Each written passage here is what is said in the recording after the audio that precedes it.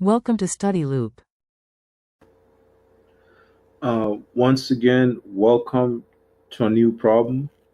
This time we have um, two friends. So we have two friends, and um, they're on a frozen pond.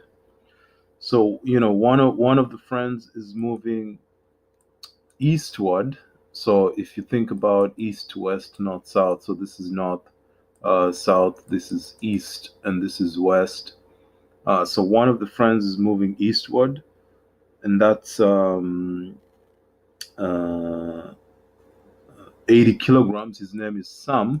So the mass of Sam, so this is Sam, and Sam is moving eastward. The mass of Sam happens to be 80 kilograms. So this is the information that you're given. You're given that the mass of Sam is 80 kilograms, and Sam is moving eastward this way. And then also we have Abigail. Abigail is moving. Um, Abigail is moving northward this way, and we're given that the mass of Abigail happens to be 50 kilograms. That's the information that we're given. They're gonna collide you know, after they're gonna meet and collide. So both Sam and Abigail will meet and collide. So when they collide, Sam moves northeast at an angle of 37 degrees. Okay, so this angle will be 37 degrees. And and then the other thing we have is Abigail moves southeast this way, and she's gonna move at an angle of 23 degrees. That's what happens. We can extend that for purposes of finding solutions to this problem. And the other extra information that we're given, other than the fact that these two angles, so this is 37 degrees and this is also 23 degrees, we're also given that the sum is going to be moving with a final velocity, v final of 6 meters per second, and Abigail is going to be moving southeast at 23 degrees with a final velocity. So this is final velocity of Sam. So we should change the labeling right there. So we'll say Sam's final velocity, and this is Abigail's um, final velocity. So Abigail's final velocity is 9.00 meters per second. And so we want to find in part A. So all that's the information that's given. So we want to find in part A the speed before collision. Speed before collision. And that simply means that there was an initial velocity for Sam, and then there was also an initial velocity for Abigail. So those are the two numbers we want to find out: the initial velocity of Sam and the initial velocity of Abigail. And then the other thing we want to find out, this is in part B. In part B, we want to find out the decrease in kinetic energy. Okay, we want to find out the decrease in kinetic energy, in the total kinetic energy um, uh, of both of them. That's the information we're given. The first thing we'll do is um, think about the movements after collision in the x and the y direction. So in the x direction, we have v final velocity of some cosine 37 degrees, and then we also have final velocity of Abigail cosine 23 degrees. Okay, that's the in the x direction. In the y direction, some is going upwards. Okay, so some is going upwards. We should have had this, a little bit lower, so you can get to see some of these variable resolutions. So that's this would be a final velocity of some sine of 37. That's in the y direction, and then for Abigail it's negative because south is negative, north is positive, east is positive, west is negative. So this is negative final velocity of Abigail, sine of 23. So that's what we have. So we're gonna apply the law of conservation of momentum, conservation of momentum, both in the x and the y direction, both in the x and the y direction. So we'll say, for in the x direction, we'll say the initial momentum in the x equals to the final momentum in the x. The initial momentum in the x, we only have some. So mass of some times the initial velocity of some has to equal, in the x direction, the final mass of some times final velocity of some in the x, and then plus mass of Abigail times final velocity of Abigail in the x direction. So our goal is to find the initial velocity of some, and that just comes by dividing all these numbers.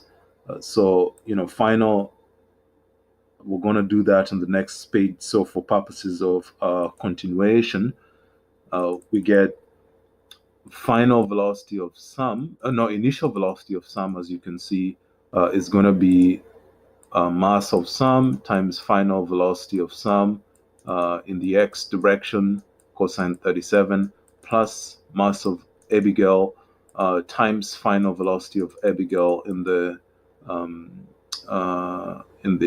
x direction. And then we're going to divide all of that by this value here, the mass of some. So that's the information we're given. So when we plug in these numbers, mass of some is 80 kilograms times the final velocity of some is 6 meters per second,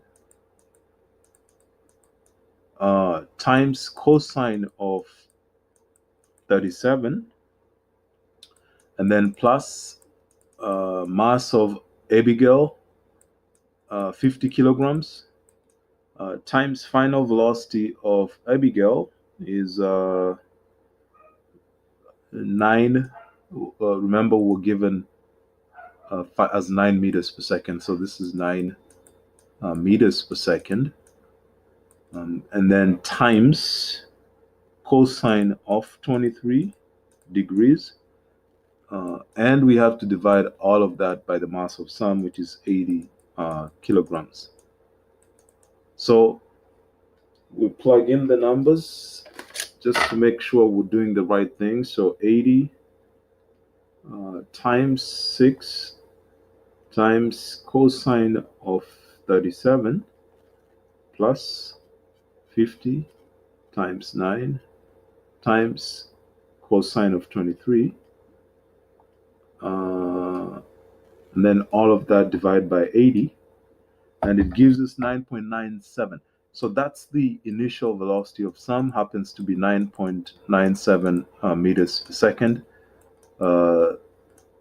That's what we find there. And then in the next page, we're going to do for Abigail, and now we're using the conservation of momentum in the y direction, where we're saying that the initial momentum in the y equals to the final momentum in the y. Initial momentum in the y, remember, this time we have Abigail in the y direction going upwards.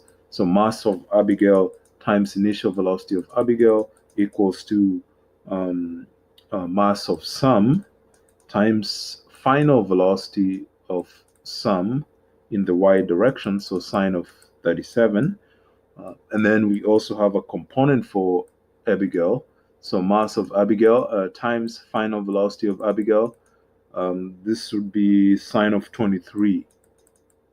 So to get the initial velocity of Abigail, we have to take the final momentum in the y direction for Sam, and then minus the final momentum in the y direction for Abigail. Remember, Abigail is going in the opposite direction, so her momentum is minus negative, and then divide by the mass of Abigail. We're going to plug in the numbers. Mass of Sam is 80 kilograms. 80 kilograms times velocity of Sam, 6.00 meters per second, sine of 37, minus mass of Abigail is 50 kilograms. Final velocity of Abigail is 6 meters per second, sine of 23. All of mass of Abigail happens to be 50 kilograms. So when we plug in the numbers, we get that the initial velocity of Abigail happens to be 2.26 meters per second. So that's what we have right there. And then in the next page, we'll look at the kinetic energy. So we'll see the change in kinetic energy for Sam. So we'll do the change in kinetic energy for Sam, and this one becomes delta kinetic energy Sam is final kinetic energy for Sam. So Sam's final kinetic energy minus Sam's initial kinetic energy. So this is 1/2 mv final kinetic energy for Sam minus squared minus v initial kinetic energy for Sam initial. So we need to change this a little bit.